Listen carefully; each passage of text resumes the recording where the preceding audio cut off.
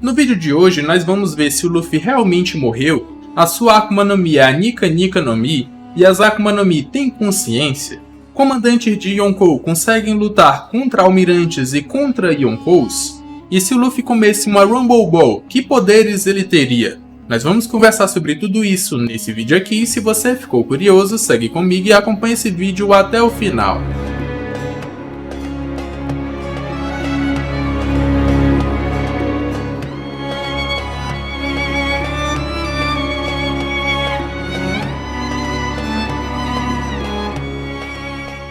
Fala galera, meu nome é Lucas, mais uma vez aqui hoje para responder algumas perguntas que vocês mandaram no post lá na comunidade do canal, lá no meu Instagram e aqui embaixo nos comentários desse vídeo. Deixa suas perguntas nesses 3 locais que a chance dela aparecer nesse vídeo é maior. Antes do vídeo começar, queria saber se você já assistiu o último vídeo aqui do canal. Se ainda não tiver assistido, calma, assista esse vídeo até o final que lá eu te relembro. Agora, sem mais enrolação, bora pro vídeo. Satan Banguela de óculos perguntou: Salve Sogeking, você acha que o Kizaru realmente ficou com o rabinho entre as pernas quando viu o Ben Beckman? E se o Ben Beckman poderia vencer o Kizaru? Ou melhor, comandante de Yonkou pode bater de frente com o almirante? Cara, eu vejo esse momento do Kizaru como um misto de deboche com espanto. Espanto porque eles não esperavam o bando de um outro Yonkou aparecendo naquela guerra, ainda mais o bando do Shanks. E deboche porque o Kizaru é um almirante muito forte e sabe que só aquilo ali não pararia ele, até porque ele não foi parado.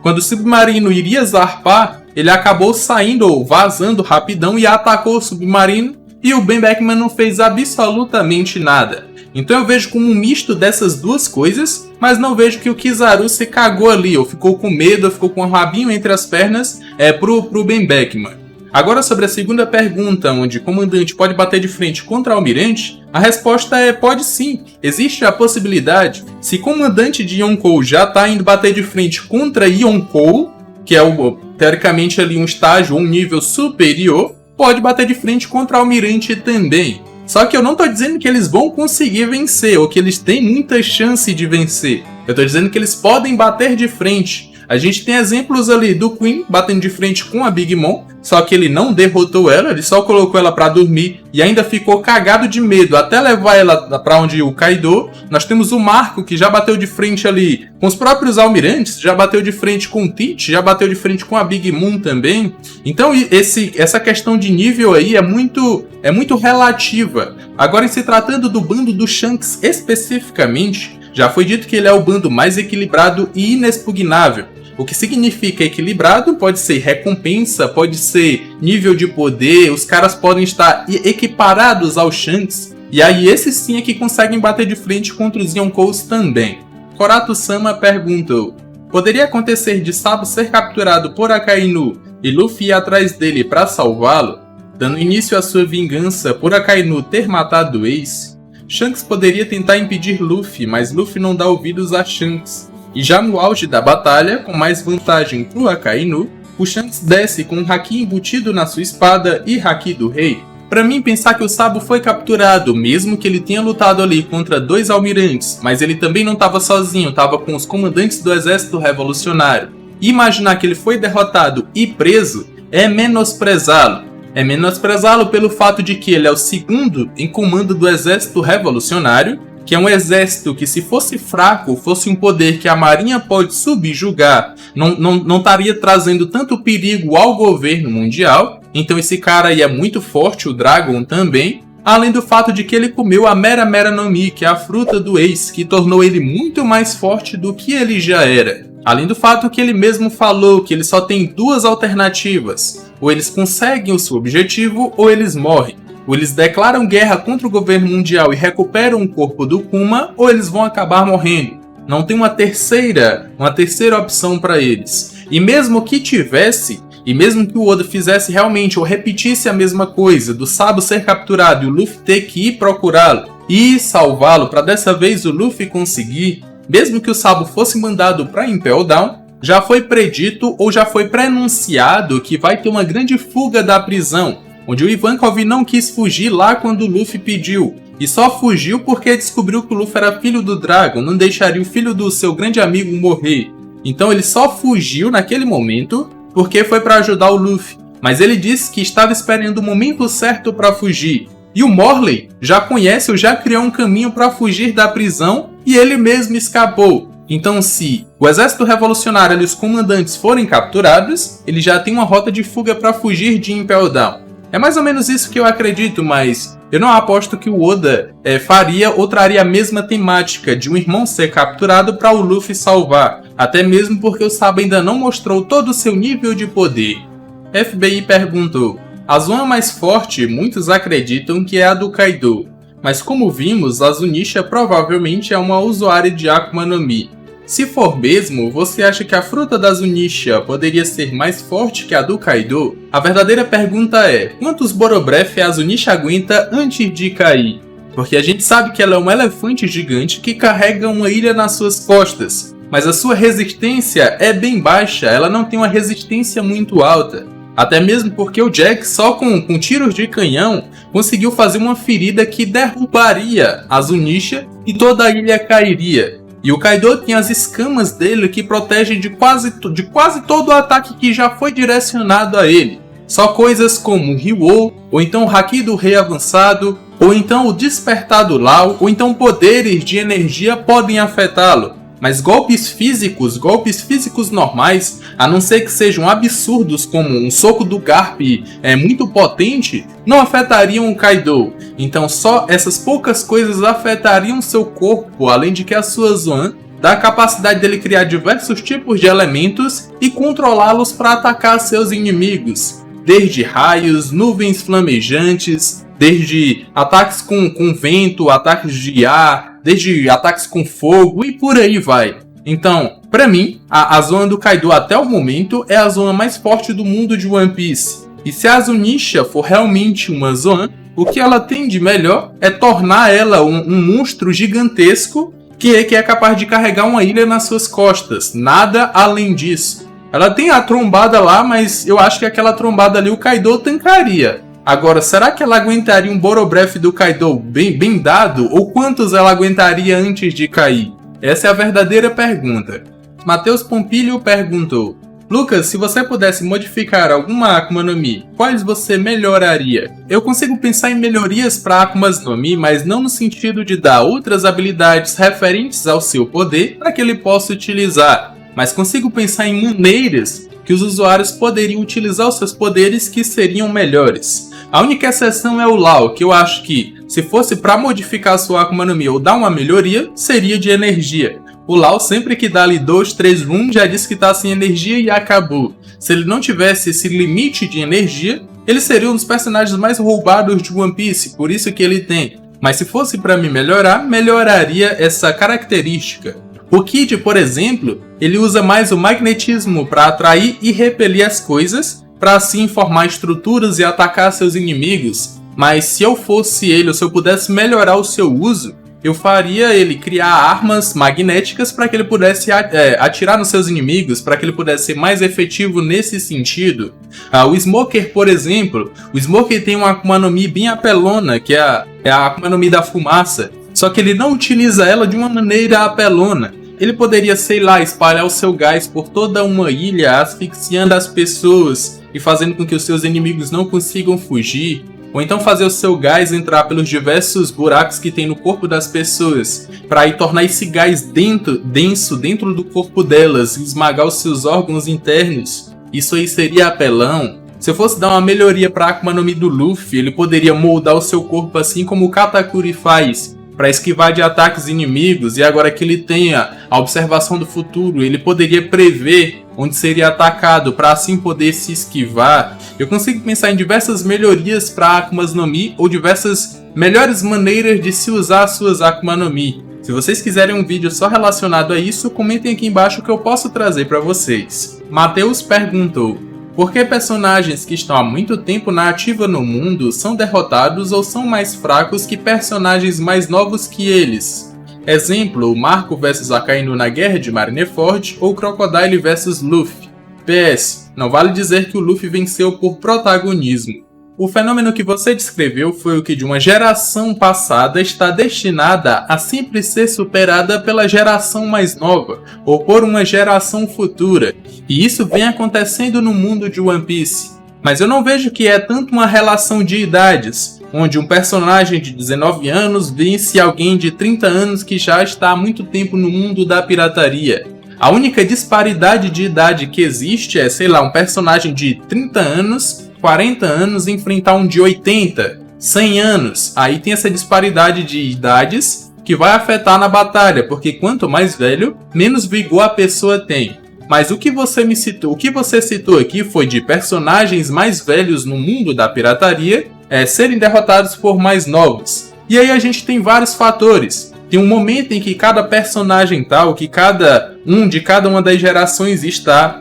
Tem personagens que, como os Chichibukais, que já foram derrotados no mundo de One Piece, só pelo fato de que eles pararam de treinar, pararam de seguir em frente, foram derrotados por pessoas mais fortes e pararam no tempo, estagnaram, não treinaram mais, não foram em busca de aventuras. E a maioria dos inimigos que o Luffy derrotou foi exatamente assim. E aí tem também a relação ou a interação entre poderes. A gente sabe que no mundo de One Piece existem poderes que são predadores de outros, ou elementos que são predadores de outros elementos. No caso do Luffy vencer o Crocodile, não foi por protagonismo, foi porque o Crocodile já tinha deixado a vida de pirata há muito tempo, ele estava querendo ali tomar o país para pegar a Pluton para si e assim utilizar essa Pluton para se tornar o rei dos piratas, mas também tem o fato de que a água afeta o seu corpo, Luffy descobriu isso e acabou utilizando contra ele, então existem diversos aspectos que fazem uma geração se sobrepor à outra.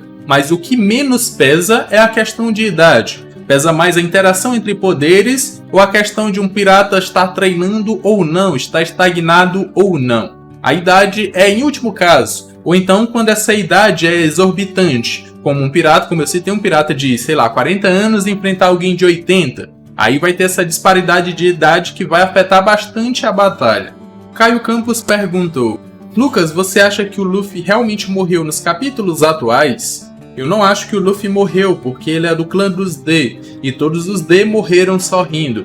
Mas o Luffy não aparece sorrindo, e eu não acho que o Luffy seria exceção. O que eu poderia dizer é que exceções existem sim. A gente já teve vários personagens que não são D, e acabaram morrendo sorrindo. Essa não é uma característica só das pessoas com o nome D. O próprio Yasuie, o próprio Oden morreram sorrindo, porque eles já sabiam que iriam morrer. Então o Luffy morrer não sorrindo é uma exceção que também é válida. Mas a gente sabe que o Luffy é o protagonista da história, ele não iria morrer. Mas naquele momento, a onomatopeia que dizia silêncio significa que do corpo do Luffy não emitia nenhum som, nem o seu coração estava batendo naquele momento.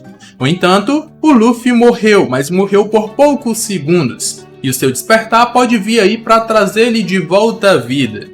Mas também já tiveram outros momentos, como o próprio Ace já teve 2 vezes antes da sua verdadeira morte que ele iria morrer e iria ser executado, e ele não estava sorrindo. Ele só foi sorrir depois que o Akainu deu o ocão nele, e aí ele se despediu de todo mundo e acabou morrendo sorrindo. O que eu poderia inferir disso é que os D só realmente sorrem quando eles têm certeza de que vão morrer naquele momento, em que sua morte é inevitável. Mas mesmo assim, ainda existe uma exceção. E a exceção é o próprio Luffy. E lá em Logtown seria executado pelo Bug e ele sorriu naquele momento. É como se ele realmente soubesse que a sua morte era inevitável. Não como foi com o Ace, que o Ace também já sabia que iria morrer ou que poderia morrer pelos carrascos. Mas naquele momento ele não sorriu, só que o Luffy sorriu. E aquele não era o momento da sua verdadeira morte, porque ele foi salvo. E essa é a exceção que o Luffy ainda nos mostra em relação aos personagens com o nome D saberem quando realmente vão morrer. Lucas Gabriel perguntou: se o Luffy ou outros com Akuma no Mi comerem uma bola de poder do Chopper, eles ficariam mais fortes? Observação, esqueci o nome da bolinha. Não só com a Rumble, mas no mundo de One Piece existem outras substâncias que podem elevar o nível de poder de um usuário de Akuma no Mi, ou então dar um up no seu poder de Akuma no Mi. O primeiro deles é o que você citou, a Rumble Ball, que é uma bolinha que perturba a frequência das Akuma no Mi.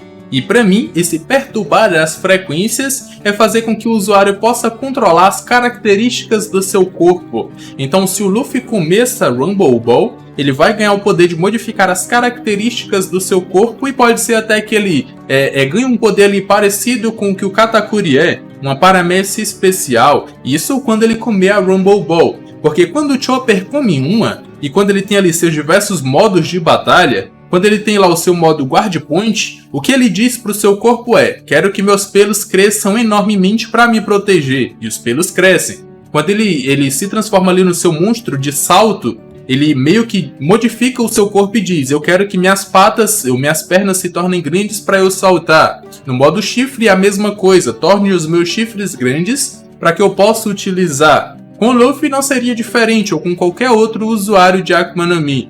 Mas não é só essa substância que funciona no mundo de One Piece. Nós temos ali os gases do Caesar Clown. Ele meio que sintetizou um gás muito pior, ou muito mais perigoso do que ele já tinha no seu arsenal, e ele acabou absorvendo isso e tornando parte do seu poder. E agora ele pode utilizar aquele gás que é o Shinokuni, e pode utilizar contra os seus inimigos sem ter que sintetizá-lo mais uma vez. É como se ele tivesse adquirido aquele gás para si. Mas também temos recentemente o que foi mostrado com o Kaido e o seu modo bêbado. Com seu modo bêbado, ele tem diversos tipos, que eu vou chamar aqui de transformações, mas realmente são modos bêbados. E em um desses modos, ele consegue copiar o que o Luffy faz com o Python. Aquele golpe do Luffy onde ele quebra, onde ele meio que usa o seu Haki do armamento imbuído ali na sua Akuma no Mi para modificar a direção dos seus golpes. O Kaido conseguiu utilizar sua cachaça para impulsionar o seu poder e assim ele conseguiu copiar essa técnica do Luffy. E aí ele também fez como se fosse um Python com seu corpo de dragão, chegou rapidão no Luffy e conseguiu atingi-lo. Então no mundo de One Piece existem várias substâncias que podem ampliar o poder de um usuário de Akuma no Mi. A Rumble Ball é a mais conhecida delas. Gui Lima perguntou: tá na cara que aquele que tava rindo não era o Luffy, mas aí você lançou uma teoria que o Joy Boy reencarnou no Luffy. Agora vem a pergunta: será que a Akuma no Mi do Luffy tem alguma coisa ligada ao Joy Boy? Já que para o Joy Boy voltar, a fruta teve que despertar? Por favor, me tira essa dúvida.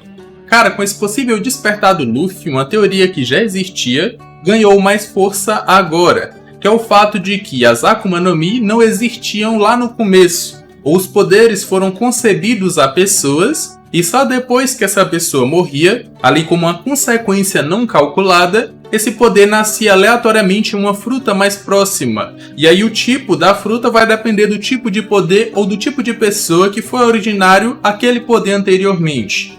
E aí a gente tem como exemplo a Toki, que nunca foi dito que ela tem ou ela comeu a Toki Toki no Mi. Na verdade, foi falado que ela tinha os poderes da Toki Toki. E o nome dela era Toki. Aí muita gente tá pegando isso para trazer que agora que o Luffy teoricamente despertou, o Joy Boy ou o fragmento do Joy Boy veio com esse despertar, como o Joy Boy sendo o primeiro usuário da Gomu Gomu no Mi. E aí o nome dessa fruta, que muita gente está teorizando, é que o verdadeiro nome dela é Nika Nika no Mi, mas o significado de Nika não é o literal, é o que o Nika representou lá no passado.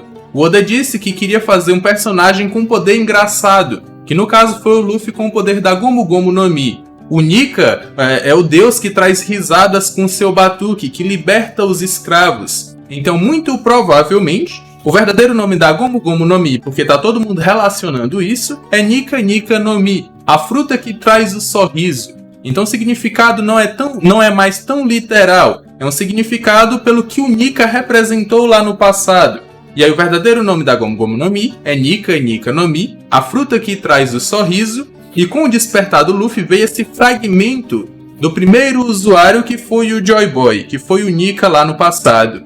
Mas só que um problema que a gente tem com isso é que se aconteceu pro Luffy, teria que acontecer para todo usuário de Akuma no Mi que estivesse desperto. Como por exemplo lá o Kid do Flamingo, Katakuri. Será que quando eles despertaram, eles reencontraram, eles tiveram esse acesso a esse fragmento de alma do primeiro usuário? Será que é alguma coisa parecida com One for All, como a gente vê lá no Boku no Hero Academia, onde o Deku conversa com o fragmento das almas dos antecessores a ele, e aí ele consegue parte do poder dessas pessoas. Será que é algo parecido com isso? Eu acho que ficaria um pouco forçado para o mundo de One Piece. Mas se o usuário tiver ali uma ligação com o primeiro usuário da Akuma no Mi, que não era uma Akuma no Mi, era um poder cedido a uma pessoa, eu vou gostar disso. Mas não que o Nika, o fragmento do Nika, vá lutar e vai fazer tudo pelo Luffy a partir de agora. Mas vai dar aquele poder para o Luffy voltar e conseguir bater de frente com o Kaido. JV Paiva perguntou: fala Lucas, o que você acha da chance de as Akuma no Mi terem consciência? Eu sei que é meio maluco, mas isso poderia significar que quem estava sorrindo no final do último capítulo era a Gomu Gomu no Mi, que tomou o corpo do Luffy após ele desmaiar. Eu sei que é maluco, mas vai saber, manda salve. Entre as Akuma no Mi terem um fragmento do primeiro usuário, e aí esse fragmento vira à tona quando ele desperta, e a Akuma no Mi por si só ter consciência, eu prefiro o fragmento da alma que vem quando o cara desperta. Até porque se todas as Akuma no Mi tivessem uma consciência, quando o Vegapunk coloca uma Akuma no Mi em um objeto, ele poderia colocar ali uma Logia ou uma Paramécia, coisa que ele nunca fez. Os únicos experimentos onde ele pegou uma Akuma no Mi e fez um objeto com essa Akuma no Mi foram os Zoans, porque teoricamente as Zoans têm a consciência do animal contido dentro delas. Agora, o que eu acho que acontece para as outras Akuma no Mi é que vinha um fragmento da alma do primeiro usuário, e aí quando ele desperta, que é o caso que a gente está vendo acontecer com o Luffy, essa consciência, esse fragmento de consciência vem à tona para ajudar o usuário a despertar, ou para estimular esse despertar a acontecer. Por isso eu não acredito que as Akuma no Mi por si só tenham consciência, e porque ali não é a Gomu Gomu no Mi que está sorrindo no lugar do Luffy. Eu acredito mais que só algumas Akuma no Mi têm essa consciência, que no caso são as Zoans. Porque se todas tivessem, o Vegapunk faria os objetos comerem qualquer tipo de Akuma no Mi sem nenhuma distinção. Bom galera, esse foi o vídeo, espero que tenham gostado. Eu respondi várias perguntas e se ainda não respondi a sua, continua mandando que uma hora eu posso responder. Manda uma lá na comunidade do canal, outra lá no meu Instagram e aqui embaixo nos comentários desse vídeo. Espero que vocês tenham gostado desse vídeo, se sim, já me recompensa com aquele likezão. Se ainda não for inscrito e for novo aqui, já se inscreve e vem fazer parte dessa tripulação também. Tô deixando aqui na tela final 2 vídeos que eu acredito que vocês vão gostar. Eu me despeço por aqui, um abraço e valeu!